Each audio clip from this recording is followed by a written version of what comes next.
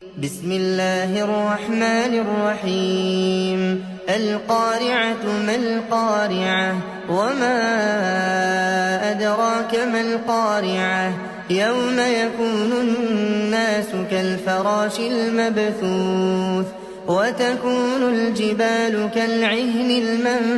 المنفوش فأما من ثقلت موازينه فهو في عيشة راضية وأما من خفت موازينه فأمه هاوية وما